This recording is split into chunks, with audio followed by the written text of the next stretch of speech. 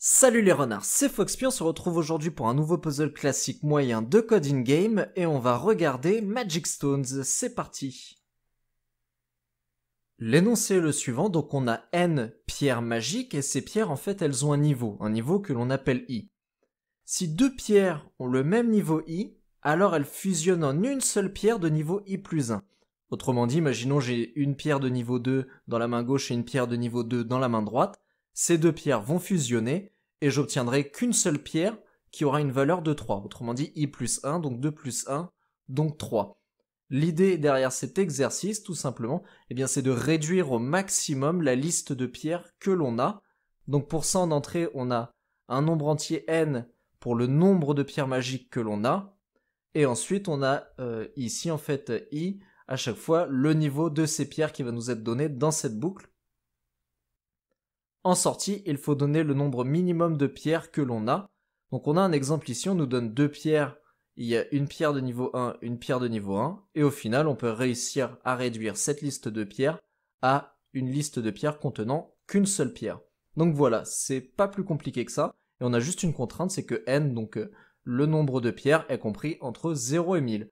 Donc maintenant qu'on sait ça, on peut directement se lancer dans le code.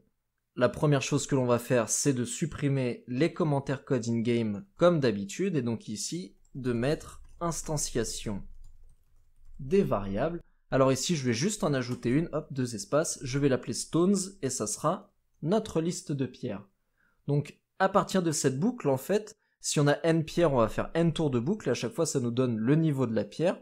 Donc ici, ce que je vais faire, c'est que je vais les ajouter à ma liste de pierres, donc stones.append, level.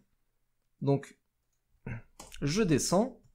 Alors ici, tant qu'on a trouvé des pierres à fusionner, on continue. Autrement dit, il va y avoir une boucle while permutation. Alors permutation, pardon, je vais la créer juste avant, ici, et permutation, au début, on va dire qu'elle vaut true, c'est juste histoire de rentrer dans la boucle.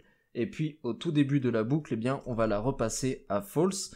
Et justement, dès qu'il y aura une permutation, c'est-à-dire une fusion, j'aurais dû l'appeler fusion, une fusion de deux pierres, ça repassera à true et on pourra refaire un tour de boucle.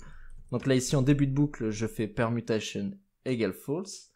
Ensuite, je vais avoir une liste temporaire de mes pierres, donc stones temp, hop, qui est une liste vide. Et ici, je vais trier ma liste de pierres par niveau, comme ça les niveaux qui seront, on va dire, proches numériquement, seront côte à côte dans la liste. Donc je la trie par ordre croissant. Et à partir de maintenant, on parcourt la liste de pierres pour trouver les pierres qui peuvent fusionner. Alors, comment on va parcourir cette liste ? Ici, j'ai instancié i qui est égal à 0. Donc ce que l'on va faire, c'est while i est inférieur à la longueur de stones, donc autrement dit à notre liste de pierres. Et ici, on va tester une condition. C'est donc si i plus 1 est inférieur à length de stones et que stones de i est égal à stones de i plus 1. Alors, la première condition nous permet de tester qu'on n'est pas hors limite de la liste, et cette condition-là nous permet de dire, vu qu'on contient les niveaux dans la liste stones, donc si le niveau, par exemple, si i est égal à 0, si le niveau de la pierre à l'indice 0 est égal au niveau de la pierre à l'indice 1, c'est qu'on a deux pierres de même niveau, et donc on peut les fusionner en une pierre qui a le même niveau, mais plus 1. Donc à ce moment-là, dans temp, stonestemp.append, et là on récupère le niveau de stones de i auquel on ajoute 1.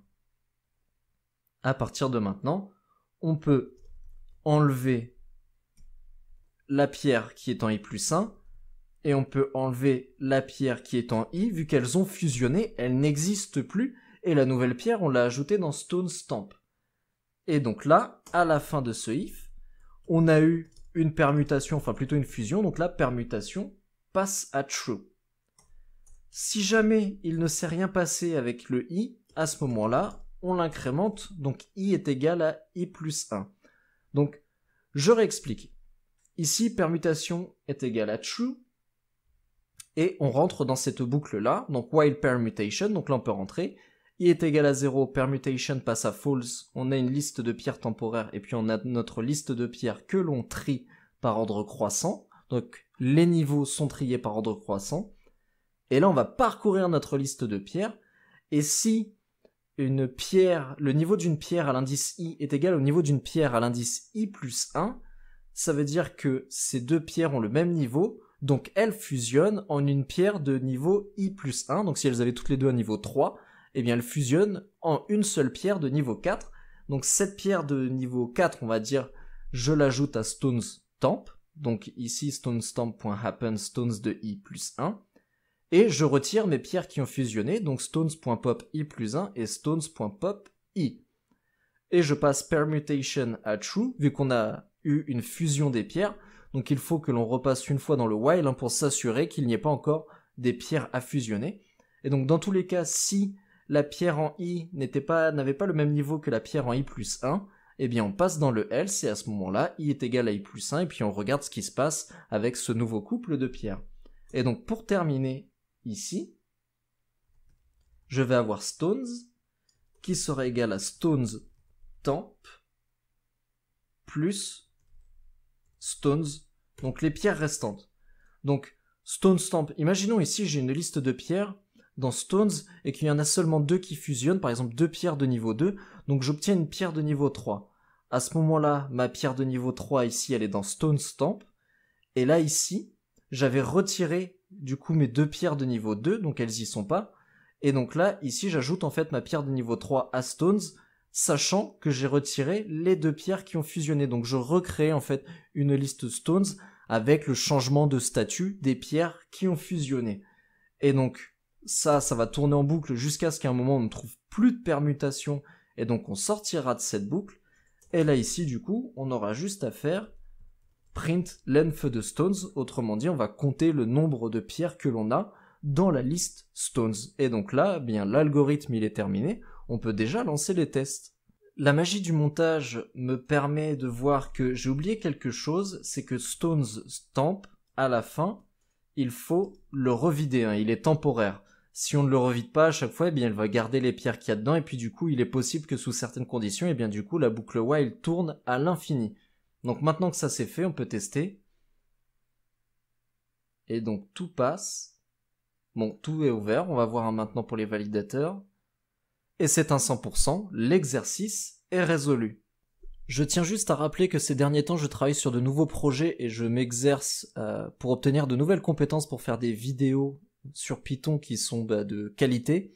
Et du coup, je cherche du temps là où je peux en récupérer. Et donc là, je ne fais plus de revue de code de la communauté, hein, je préfère le redire, parce que ça me prenait du temps de choisir les codes, de les lire, de les comprendre, et puis ensuite de bien les expliquer. Donc cette partie-là des vidéos, je la zappe pour le moment, parce que j'ai un planning qui est assez chargé.